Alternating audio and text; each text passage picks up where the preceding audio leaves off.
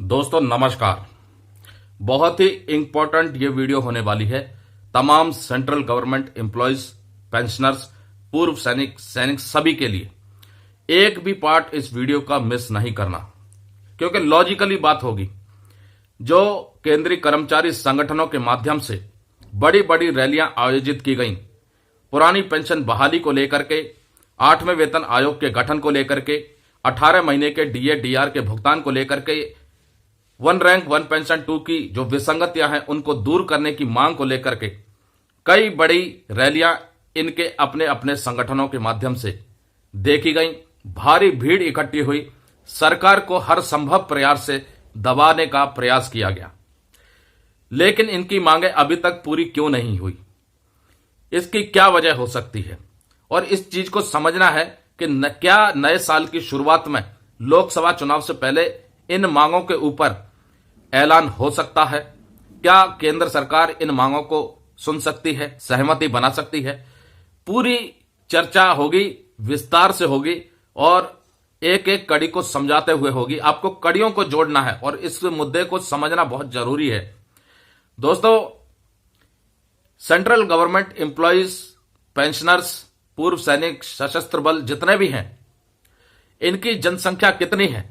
लगभग 1 करोड़ 1.5 करोड़ के आसपास। इनके परिवार वालों को भी अगर आप जोड़ लो तो 2-4 सदस्य तो सबके घर में लगभग होंगे। तो एवरेज मान के चलो 5-7 करोड़ की आबादी। 5-7 करोड़ की आबादी को उनकी मांगों से अगर राहत मिलती है तो उससे सरकार को क्या फायदा है, समझने वाला मुद्दा है। सरकार को तो घाटा ही रहेगा अगर इनकी पुरानी पेंशन बहाली की जाती है, इनकी जो वन रैंक वन पेंशन 2 की विसंगतियां हैं उसको दूर किया जाता है, इनकी सैलरी में अगर बढ़ोतरी की जाती है, इनकी पेंशन में अगर बढ़ोतरी की जाती है, तो सरकार को तो घाटा है। और एक छोटे वर्ग का, यानी जो आबादी है देश की 140 करोड़ के आसपास, उसमें से 5-7 करोड़ लोगों को अगर खुश करती है तो सरकार को उतना वोट बैंक का लाभ नहीं मिलेगा। इसलिए कहीं ना कहीं जिस प्रकार से खबरें चल रही हैं, मीडिया में खबरें फैल रही हैं, सरकार एक बड़ी आबादी को खुश करने की तैयारी में है, छोटा छोटा लाभ दे करके। और ये छोटा छोटा जो लाभ है ये कई मायनों में बहुत बड़ा लाभ हो जाएगा, जनता के लिए भी और सरकार के लिए भी, क्योंकि ये माना जा रहा है लोकसभा चुनाव से पहले एक बहुत ही बड़ा मास्टर स्ट्रोक, जिससे न केवल देश की जनता का वोट खींचा जाएगा बल्कि विपक्ष के ऊपर भी कहीं ना कहीं मुंह बंद करने का एक बड़ा प्रबंध किया जाएगा। 2 बड़े इवेंट, 2 बड़ी डेवलपमेंट जनवरी 2024 में देखने को मिल सकती है, जिसमें एक के ऊपर तो 100% मोहर लग चुकी है कि यह होना ही होना है। 2 बड़ी डेवलपमेंट क्या हो सकती हैं?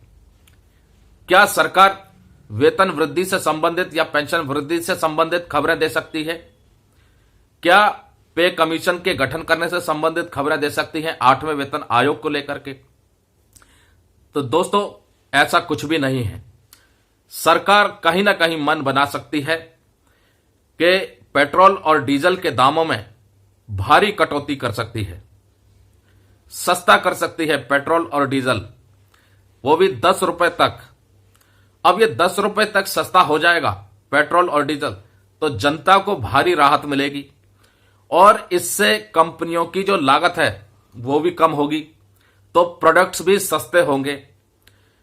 प्रोडक्ट सस्ते होंगे यानी कि महंगाई में कमी आएगी, खाने पीने की चीजें सस्ती होंगी।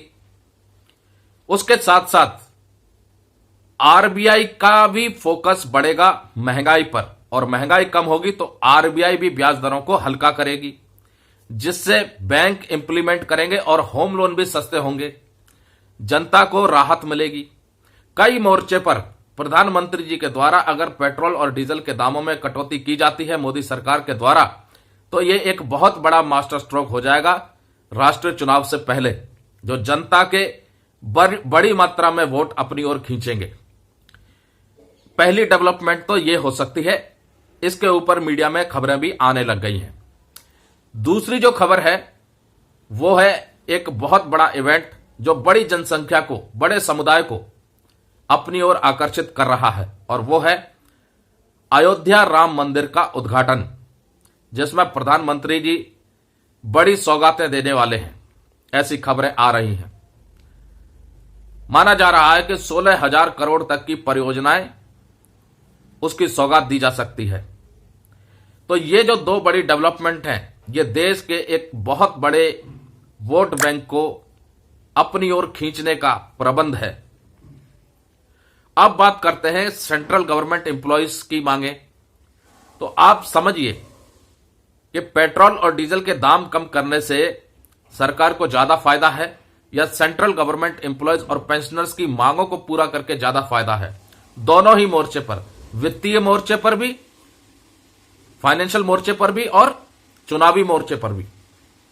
अगर सेंट्रल गवर्नमेंट एम्प्लॉयज और पेंशनर्स की मांगे पूरी करती है तो फाइनेंशियली तौर पर भी सरकार को घाटा है और वोट बैंक में भी उतना ज्यादा खास लाभ नहीं होगा। दूसरी तरफ अगर पेट्रोल डीजल के दामों में 10 रुपए तक की कटौती करती है, वोट बैंक भी अपने तरफ खींचा जाएगा। अब बात करते हैं कि क्या वाकई में सेंट्रल गवर्नमेंट एम्प्लॉयज और पेंशनर्स की जो मांगे हैं वो पूरी नहीं हो पाएंगी? तो ऐसा भी नहीं है। 8वें वेतन आयोग के गठन की जो मांग है, वेतन वृद्धि तो होगी, लेकिन वो 8वें वेतन आयोग से होगी या किसी दूसरे फॉर्मूले के तहत होगी, इसके ऊपर खुलासा नहीं हुआ है। लेकिन वेतन बढ़ोतरी, पेंशन बढ़ोतरी तो होगी। अब जैसे कि पुरानी पेंशन बहाली की मांग है, तो सरकार पुरानी पेंशन बहाली की मांग को पूरा नहीं कर रही है।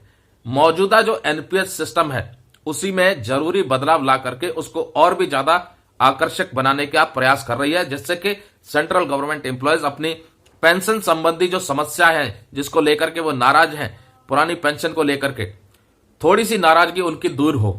वहीं 8वें वेतन आयोग के बदले दूसरे विकल्प पर विचार कर सकती है सरकार, जिसमें बताया जा रहा है कि डॉक्टर एक्रॉयड का फॉर्मूला भी हो सकता है। परफॉर्मेंस बेस्ड इंक्रीमेंट सिस्टम की भी बात हो रही है, जिसमें रेटिंग के आधार पर वेतन वृद्धि की जा सकती है। खबरें ऐसी भी आ रही हैं कि जिनकी कम बेसिक पे है उनकी हर साल वेतन बढ़ोतरी की जा सकती है, जिनकी ज्यादा बेसिक पे है उनकी 3 साल के अंतराल के बाद वेतन बढ़ोतरी की जा सकती है। तो कई बड़े मोर्चे पर सरकार को कई बड़े दाव अभी खेलने हैं। राष्ट्रीय चुनाव से पहले कई बड़ी घोषणाएं आपको देखने को मिलेंगी। देश की जनता के लिए भी, सेंट्रल गवर्नमेंट एम्प्लॉयज और पेंशनर की सैलरी और पेंशन से संबंधित मुद्दों पर भी, पे रिवीजन का मुद्दा हो, चाहे पेंशन रिवीजन का मुद्दा हो, फिटमेंट फैक्टर का मुद्दा हो, कुछ भी हो, सैलरी और पेंशन बढ़ोतरी से संबंधित खबरें, उसके संबंधित ऐलान या वो चिट्ठी सरकारी जरूर देखने को मिलेगी। वहीं दोस्तों दो बड़ी मांगे, एक तो 18 महीने का डीए और डीआर के एरियर का भुगतान, इसकी मांग बहुत जोर से उठने लग गई है। क्यों उठने लग गई है? भारतीय पेंशनर समाज ने भी इस मुद्दे को उठाया है। नेशनल काउंसिल की जो जेसीएम स्कीम के अंतर्गत मीटिंग होती है बड़े स्तर पर, सेक्रेटरी स्तर पर, उसमें भी 18 महीने के डीए डीआर के भुगतान को लेकर के इस पॉइंट को उठाया गया है। और दूसरा जो है नोशनल इंक्रीमेंट का मुद्दा, इसको भी उठाया गया है। और ये दो मुद्दे क्यों अब उठ रहे हैं? नोशनल इंक्रीमेंट का तो बहुत डिले हो गया है जजमेंट आने के बाद, इसलिए इस पर जोर दिया जा रहा है कि सरकार जल्द ही इसके ऊपर फैसला ले और तमाम उन पेंशनर्स को जो 30 जून और 31 दिसंबर को रिटायर हुए, ठीक 1 साल की सेवा करने के बाद और इंक्रीमेंट से 1 दिन पहले उनको नोशनल इंक्रीमेंट का पेंशनरी बेनिफिट मिलना चाहिए। केंद्र सरकार की तरफ से वो चिट्ठी जरूर देखने को मिलेगी। और दूसरा जो 18 महीने की मांग है वो क्यों उठ रही है, उसका एक बहुत ही महत्वपूर्ण कारण है। सरकार कहती है कि जीएसटी कलेक्शन बढ़ा हुआ है, रिकॉर्ड तोड़ जीएसटी कलेक्शन हुआ है।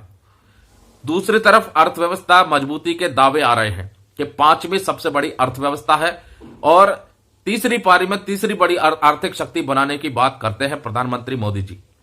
इसलिए मांग उठ रही है कि अब चूंकि अर्थव्यवस्था पटरी पर आ चुकी है, पहले से ज्यादा तेज गति से बढ़ रही है, ऐसे में सेंट्रल गवर्नमेंट एम्प्लॉयज और पेंशनर्स को 18 महीने का डीए और डीआर का भुगतान होना चाहिए। और इस मुद्दे को कई बड़ी मीटिंग्स में भी उठाया गया है। स्टाफ साइड की जो नेशनल काउंसिल की मीटिंग होती है, माना जा रहा है कि 18 महीने के डीए और डीआर के एरियर के ऊपर भी केंद्र सरकार कुछ बड़ा फैसला कर सकती है। तो दोस्तों सरकार की तरफ से मास्टर स्ट्रोक खेलना अभी बाकी है, जिसका ऐलान साल के शुरुआत में देखने को जरूर मिलेगा। नमस्कार दोस्तों, जय हिंद, जय भारत।